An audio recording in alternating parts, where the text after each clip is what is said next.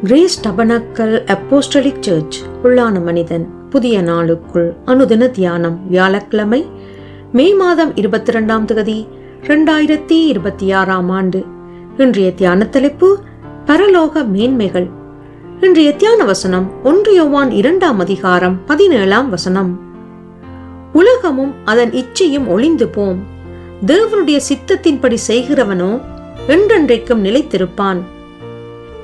தியானம். எதை பற்றியும் பேசுங்கள், ஆனால் என்னுடைய குடும்பத்தை பற்றி மட்டும் பேசினால் என்னை வேறு மனுஷனாகத்தான் பார்ப்பீர்கள். இப்படியாக சில விசுவாசிகள் ஏதோ ஒரு காரியத்தை தங்கள் வாழ்விலே மேன்மைப்படுத்தி வைத்திருப்பதை நீங்கள் கண்டிருப்பீர்கள்.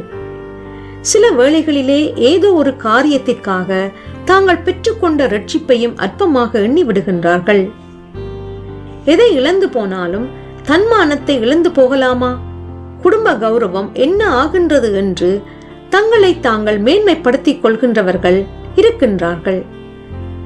இவர்கள் கிறிஸ்துவை அறியும் மேன்மையை குறித்து உணராதிருப்பதால் இந்த உலகம் தரும் மேன்மைகளை குறித்து பெருமை பாராட்டிக் கொள்கின்றார்கள். சில சமயங்களிலே நாம் யாவரும் இத்தகைய நிலைமைக்கு தள்ளப்பட்டு போகின்றோம். அதாவது அவரவர் தங்களிடம் இருக்கும் தாளந்துகள் தகைமைகள் குறித்து முற்றிலும் பேசக்கூடாது என்பது அல்ல. ஆனால் சிலரோ அவைகளினாலே தங்களை மற்றவர்களை விட மேன்மையாக எண்ணிக்கொள்கின்றார்கள். தங்கள் உலக மேன்மைகளினாலே சபை ஐக்கியங்களிலே பாகுபாடுகளையும் பிரிவினைகளையும் உண்டு பண்ணிக் கொள்கின்றார்கள். அக்காலத்திலே தேவ ஊழியராகிய பவுலோடு ஊழியம் செய்து வந்த சிலர் இந்த உலகத்தின் மேல் ஆசை வைத்து தேவனை விட்டு பிரிந்து போய்விட்டார்கள்.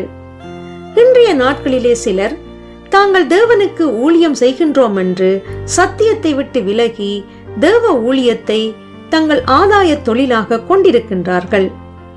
உலகத்திலும் உலகத்தில் உள்ளவைகளிலும் அன்பு கூறாதிருங்கள். ஒருவன் உலகத்தில் அன்பு கூர்ந்தால் அவனிடத்தில் பிதாவின் அன்பில்லை.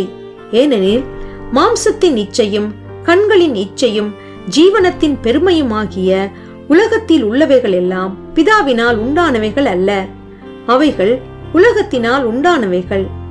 உலகமும் அதன் இச்சையும் ஒளிந்து போம், தேவனுடைய சித்தத்தின்படி செய்கிறவனோ என்றென்றைக்கும் நிலைத்திருப்பான் என்று 1 யோவான் 2ஆம் அதிகாரத்திலே வாசிக்கின்றோம்.